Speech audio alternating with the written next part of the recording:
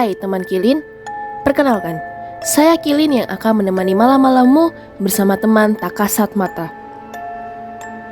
Kilin akan membawakan cerita-cerita seram yang membuat bulu kuduk kalian merinding. Cerita pengalaman Kilin bersama teman-teman dan keluarga Kilin yang boleh dipercaya, boleh tidak. Yang pasti, akan ada yang menemani kalian saat mendengarkan cerita ini. Sebelum kalian mendengarkan cerita Kilin, jangan lupa untuk subscribe, tekan tombol lonceng, like, comment, and share ya. Hai Kilin, cerita hari ini Kilin dapatkan dari sobat Kilin yang kita sebut saja Erika. Sekitar tahun 2019, Erika dan keluarga memutuskan pindah rumah di perumahan baru yang jumlah tetangganya juga tidak terlalu banyak. Awal kepindahan Erika dan keluarga tidak merasakan hal aneh dari rumah ataupun tetangganya. Sekitar 3 bulan menempati rumah baru ini, Erika dan keluarga yang hendak pergi melihat rumah tetangga sebelah kanan Erika yang kita sebut saja Pak D, banyak orang dan menggunakan pakaian serba hitam. Di dekat pintu yang sedikit terbuka juga kelihatan adanya kamera yang seperti sedang merekam kegiatan rumah Pak D. Erika sekeluarga yang tergolong baru menempati rumah masih belum tahu dan mengenal tetangga sekitar. Setahun berlalu, Erika dan adik perempuannya yang kita sebut saja Natasha yang kamarnya berada di belakang sering mendengar suara ramai di malam hari. Erika cukup terganggu dengan suara-suara yang ia dengar hampir tiap malam. Bahkan ketika Erika dan Natasha yang masih belum juga tidur, hingga tengah malam masih mendengar suara aktivitas, suara TV, bahkan terkadang suara seperti orang yang sedang memalu atau memotong sesuatu dengan mesin yang cukup ramai. Suatu ketika, saat siang hari, di hari Sabtu sepulang Erika kerja, Erika yang hendak tidur siang kembali mendengar suara ramai. Hingga tembok kamar Erika seperti sedang diketuk dengan keras. Erika dapat mendengar dengan jelas suara-suara tersebut karena posisi kasur Erika menempel dengan tembok kamar Erika. Karena kesal, Erika menendang tembok kamarnya dan berteriak, "Diam!" Tidak lama, suara itu menghilang dan Erika dapat kembali tidur siang. Saat itu awal COVID melanda Indonesia. Erika yang bosan di rumah mengajak Natasha dan papanya jalan keliling komplek. Sekalian Erika penasaran sama belakang rumahnya yang selalu ramai di malam hari. Setibanya di gang belakang, Erika kaget melihat rumah belakang ternyata kosong, tidak berpenghuni.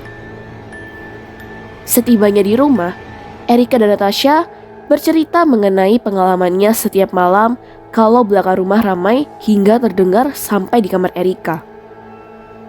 Padahal belakang rumah tidak berpenghuni. Seharusnya suara dari belakang rumah tidak terdengar sampai di kamar karena ada tembok yang cukup tebal antara kamar Erika dengan rumah belakang. Erika dan Natasha mulai ketakutan kalau hendak tidur di malam hari.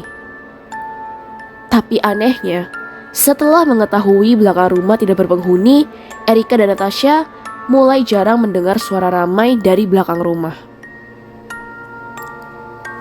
Beberapa bulan setelah itu, saat Erika selesai berdoa dan hendak tidur, Erika kembali mendengar suara. Kemudian Erika menempelkan telinganya ke tembok, seolah-olah mengetahui kalau Erika sedang menempelkan telinga di samping kamar, berusaha mendengarkan percakapan. Erika dikagetkan dengan suara pukulan di tembok, pas dengan arah telinga Erika. Erika yang kaget langsung pindah ke kasur Natasha dan tidur berdua di kasur adiknya itu. Tidak hanya Erika dan Natasha yang mendengar suara-suara dari tetangganya. Saat Tante Erika yang kita sebut saja Tante Dewi datang ke rumah Erika, Tante Dewi yang sedang berada di kamar Erika mendengar suara anak kecil bermain. Entah suara dari rumah Pak D atau belakang rumah. Suara anak kecil itu cukup jelas terdengar di kamar Erika. 1 tahun pertama, Erika dan Natasha yang takut dan cukup terganggu dengan berbagai suara lama-lama menjadi terbiasa. Setelah 2 tahun lebih Erika sekeluarga tinggal di rumah itu, mereka mulai terbiasa dengan aktivitas rumah Pak D yang sangat mencurigakan dan sangat misterius. Rumah Pak D sangat tertutup. Mereka juga jarang sekali menyapa ataupun berbaur dengan tetangga yang lain. Ada hari-hari khusus rumah Pak D ramai, seperti ada perkumpulan yang juga sangat aneh. Suatu ketika saat sore hari, salah satu satpam mendatangi rumah Erika. Pak satpam itu hendak memberikan undangan rapat warga. Pak satpam yang sedang menunggu Papa Erika tiba-tiba bertanya, "Pak, Bapak tidak pernah melihat atau mendapat gangguan atau mendengar suara aneh dari sebelah rumah?" Papa Erika sedikit kaget mendengarkan Pak satpam bertanya seperti itu. "Ada apa ya, Pak? Jangan sampai sih, Pak," jawab Papa Erika. Pak satpam itu kembali menjawab, "Rumah sebelah Bapak ini agak menyeramkan, Pak.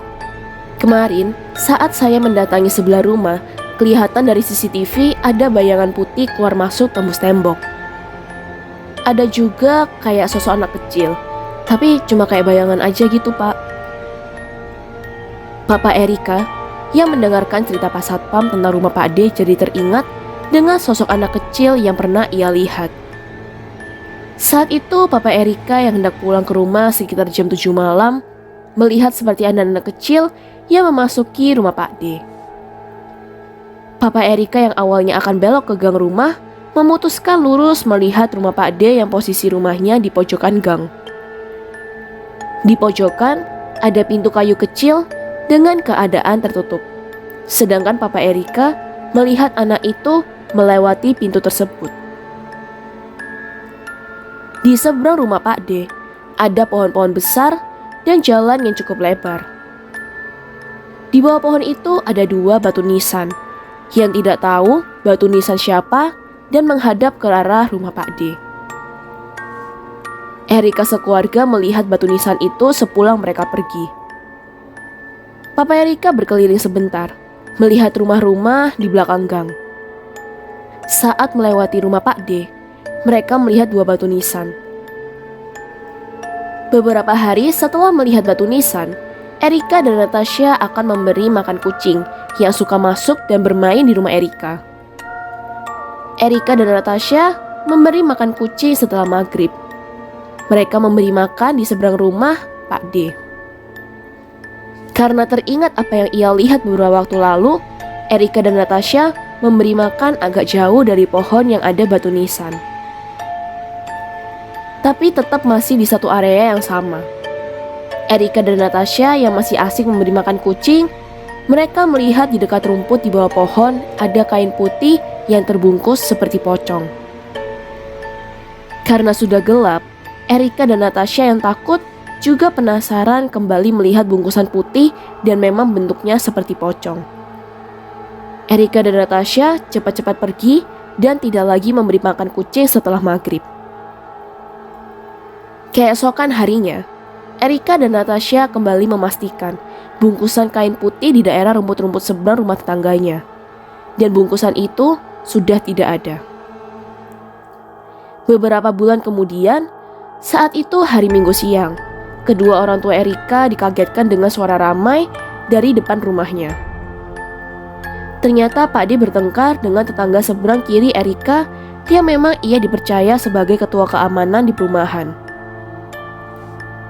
Mereka bertengkar karena banyak perlakuan Pak D sekeluarga yang tidak sopan dan tidak peduli dengan tetangga lain.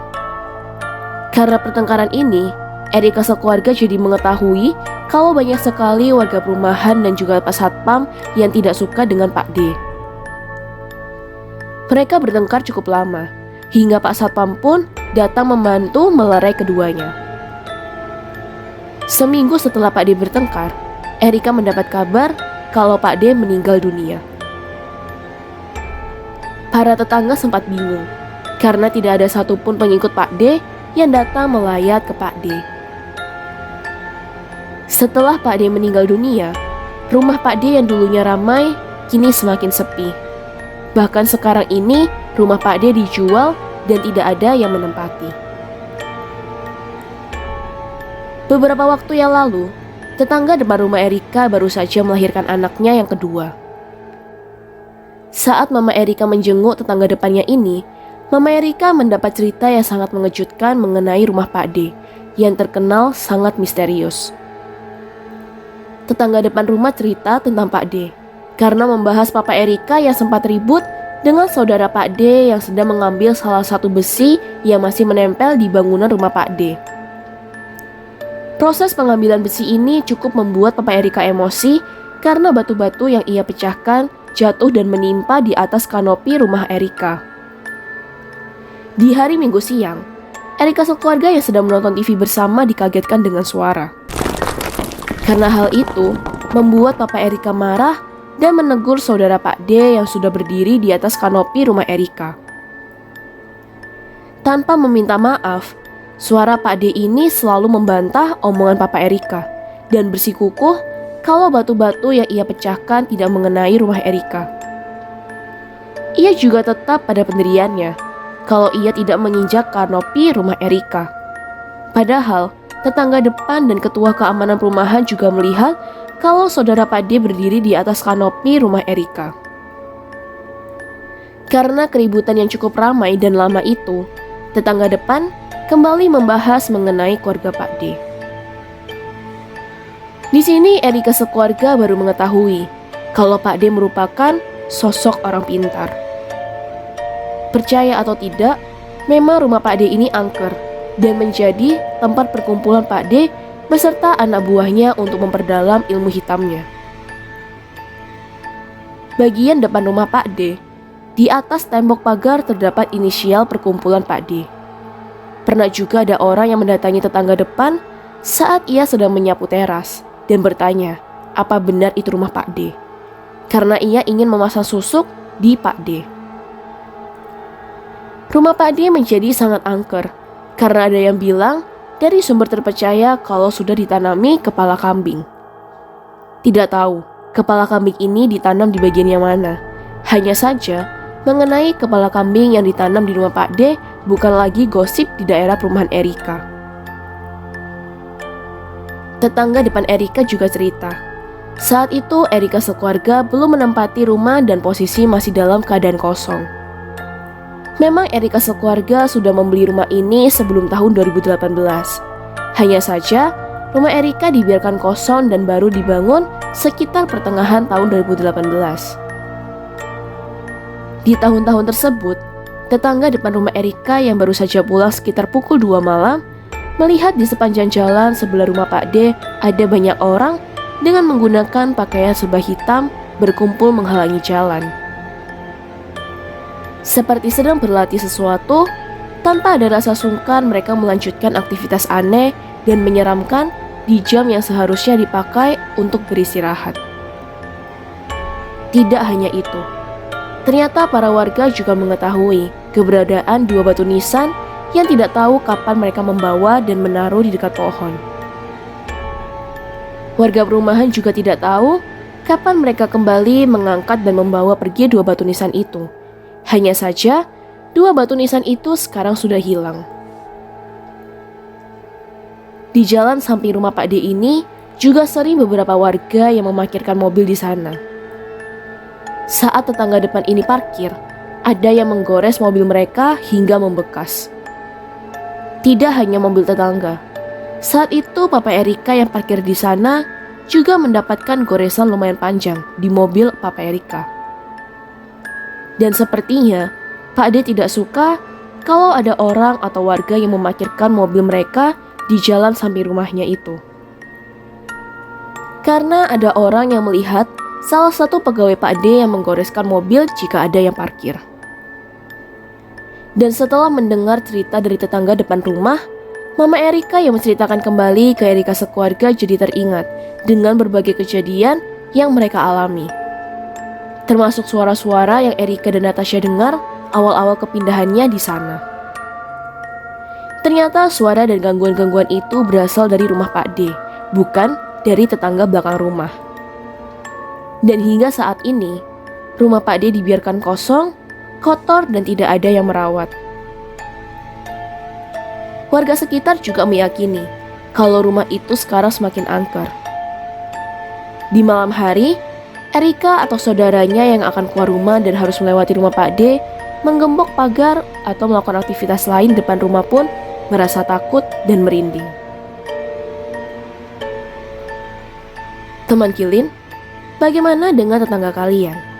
Apa kalian juga punya tetangga yang cukup menyeramkan dan aneh atau profesi tetangga kalian orang pintar seperti tetangga Erika? Atau kalian pernah punya pengalaman horor karena tetangga sebelah kanan, kiri, depan, atau belakang rumah kalian? Jangan lupa ceritakan di kolom komentar ya teman Kilin. Terima kasih karena sudah mendengarkan cerita Kilin hari ini. Jangan lupa datang dan dengarkan cerita-cerita seram Kilin lainnya. Terima kasih juga untuk subscribe, like, share, dan komennya teman-teman Kilin.